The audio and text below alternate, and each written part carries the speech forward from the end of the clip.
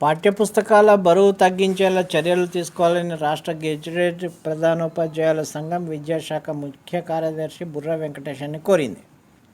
ఈ మేరకు సంఘం అధ్యక్షుడు రాజభాను చంద్రప్రకాష్, ప్రధాన కార్యదర్శి ఆర్. రాజు గంగారెడ్డి, కోశాధికారి తుకారాం తదితరులు మంగళవారం సచివాలయంలో ఆయనకు వినతి పత్రం అందజేశారు. ప్రభుత్వం ఇచ్చే పాఠ్యపుస్తకాలకు అధిక మందం ఉన్న కాగితం వాడుతున్నందున బరువు పెరిగి పాఠశాలల విద్యార్థులకు వెన్నెముక సమస్యలు వచ్చే ప్రమాదం ఉందని వారు పేర్కొన్నారు.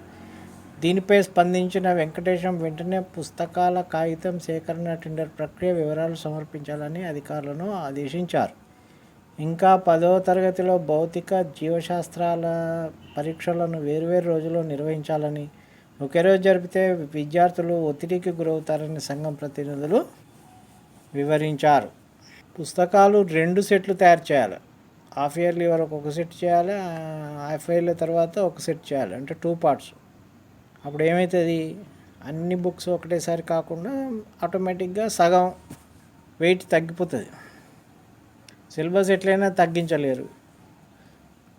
క్వాలిటీ ఉండాలంటే సిలబస్ ఉండాలి. సిలబస్ ఉండాలంటే బుక్లలో స్టఫ్ ఉండాలి. స్టఫ్ ఉండాలంటే పేజీలు ఉండాలి. దీంతోపాటు క్లాస్ వర్క్లు, హోంవర్క్లు, ఫెయిర్ నోట్స్. వెనకటి కాలంలో రఫ్ బుక్ ఉండే, ఇప్పుడు రఫ్ బుక్ అంటే తెలియదు పిల్లలకు. అన్నీ కలిపి ఒకటే క్లాస్ వర్క్, అన్ని సబ్జెక్టులకు కలిపి ఒకటే క్లాస్ వర్క్. ఇప్పుడు అట్లా పెట్టరు చాలా స్కూల్స్. విడివిడిగా క్లాస్ వర్కులు, ఎఫ్ఎన్స్ కూడా. ఇప్పుడు క్లాస్ వర్క్, హోంవర్క్, ఎఫ్ఎన్, ఇంకా వర్క్ బుక్లు ఇవన్నీ చేయబట్టి బస్తా మోసడు అవుతున్నది. ఫస్ట్ క్లాస్, సెకండ్ క్లాస్ అని కూడా బస్తెడ్ బుక్లు. నెలకు ఒకటే లెసన్ ఉండాలి. ఆ లెసన్లో అన్నీ ఉండాలి. ఒకటే లెసన్ నెలకు 4 లెసన్లు ఇచ్చి అవన్నీ మొత్తం చెప్పాలంటే, చేయాలంటే టీచర్లకు కూడా అవస్థ. ఆలోచించండి మేధావులు.